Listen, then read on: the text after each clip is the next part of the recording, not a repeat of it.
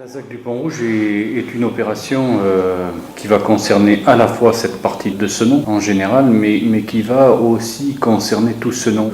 On part de ce bourg ancien qui était d'origine en quelque sorte, qui était le Bas Senon. C'est une ZAC, zone d'aménagement concerté, mais qui va apporter à la fois une densification et qui va permettre d'apporter à peu près 50% d'habitants supplémentaires sur cette partie-là. Il ne comporte que, je dirais, 4000 habitants. Si nous voulons du commerce de proximité nouveau, il faut des potentialités économiques supplémentaires.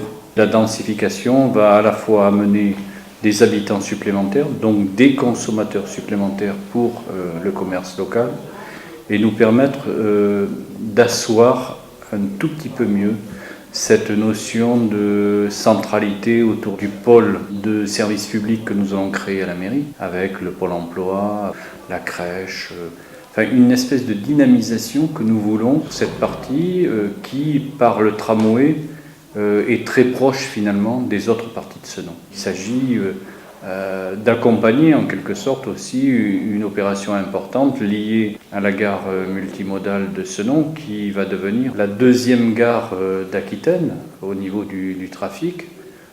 Aujourd'hui 1200 voyageurs jour, demain près de 7000. 7000 voyageurs, c'est 2 millions de voyageurs par an.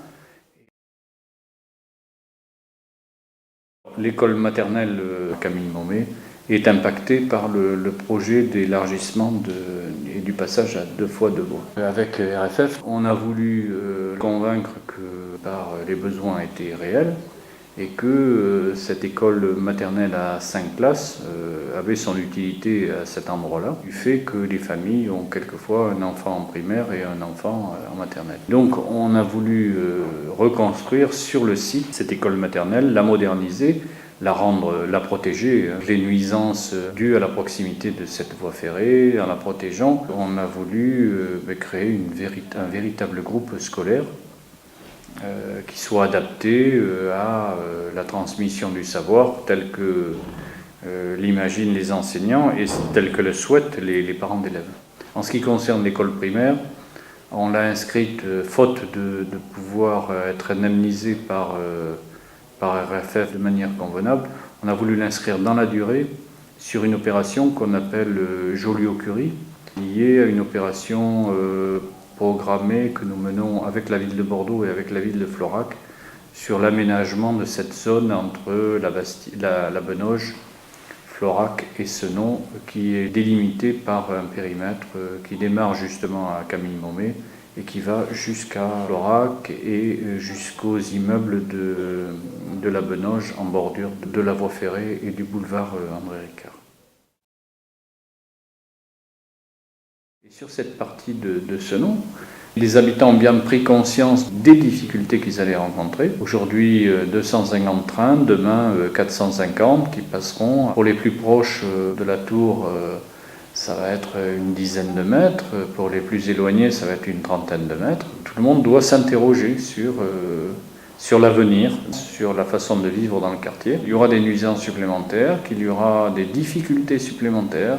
S'ils veulent améliorer leur cadre et leur façon de vivre, il faut peut-être être exigeant. Tout le monde doit être traité de la même façon. Les habitants, même les plus pauvres, ont droit à la beauté. Il est hors de question de voir, comme dans certains secteurs, que parce que la voie ferrée traverse un vignoble, on se met à prendre conscience que c'est une véritable catastrophe nationale.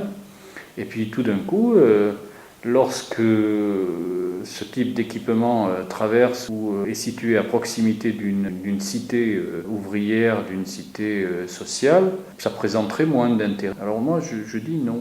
C'est l'humain qui est au centre de nos préoccupations. La meilleure façon de les protéger aujourd'hui, c'est de leur permettre de s'éloigner de cette voie ferrée en démolissant les 3 tours. Dans un premier temps, de les reconstruire afin de leur proposer une offre de logement qui soit adaptée.